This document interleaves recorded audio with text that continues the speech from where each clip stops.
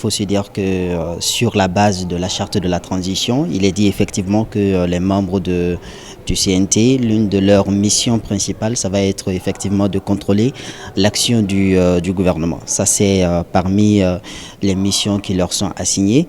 Mais quand on voit effectivement la manière dont ces membres ont été mis en place, c'est-à-dire ils ont été nommés et non élus, on se rend compte que leur mission de contrôle de l'action gouvernementale risque d'être un peu problématique.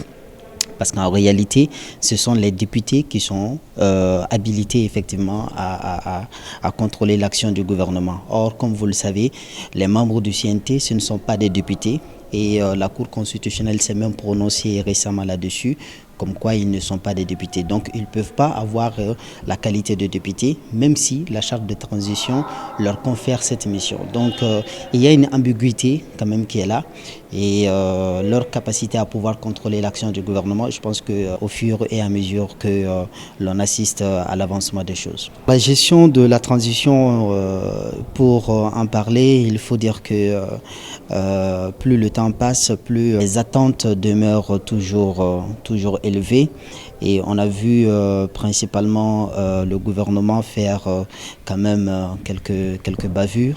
Voilà, on peut le dire, quelques dérives dans l'action du gouvernement, notamment vis-à-vis des membres de l'UNTM qui exerçaient effectivement leur droit le plus constitutionnel qui est le droit de grève.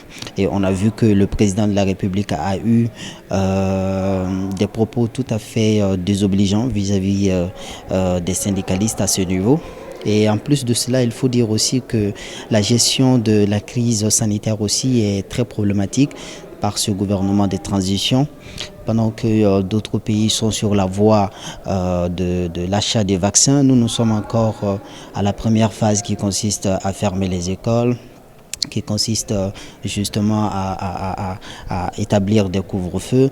Donc je me dis que les réponses qui sont apportées par le gouvernement ne sont pas du tout à la hauteur des enjeux de la crise sanitaire. Donc à ce niveau, je pense qu'il y a encore beaucoup de choses à faire. Et sur le plan économique aussi, ça ne va pas trop. Il y a beaucoup de corporations qui sont sans salaire jusqu'à aujourd'hui. Donc je me dis que la gestion de la transition quand même jusqu'ici, ça laisse à désirer. Il y a lieu d'aller clairement vers l'essentiel et je l'ai dit dans un de mes récents articles, c'est-à-dire que pour moi la transition n'est pas là pour résoudre tous les problèmes du Mali. Il faut se rendre compte d'une évidence, c'est que la transition ne peut pas tout résoudre, mais il y a des priorités auxquelles la transition doit s'atteler. Et parmi ces priorités, il y a ce qu'on appelle la conduite des réformes constitutionnelles. Tout le monde est conscient aujourd'hui que notre constitution actuelle ne répond pas aux enjeux de la situation de crise que nous vivons. Donc il y a lieu de faire des réformes constitutionnelles, il y a lieu de réformer également notre code électoral, de revoir la charte des partis politiques. Ça, ce sont des réformes que la transition doit faire nécessairement. Et ces réformes-là doivent être menées dans un cadre ou dans une démarche tout à fait pédagogique qui met l'accent beaucoup plus sur l'inclusivité. Donc il ne faudrait pas que les gens soient exclus, alors que ce que l'on voit dans l'attitude du gouvernement des transitions consiste justement à exclure une bonne partie des acteurs politiques. On a vu effectivement l'aile politique du M5 RFP qui a été écartée. Donc il faut non pas écarter les acteurs politiques, mais les inviter effectivement et les associer au processus de réforme de l'État. Le mot de la fin, c'est un mot d'espoir. Voilà, nous vivons une crise qui a commencé depuis 2012 et qui continue de sévir dans notre pays.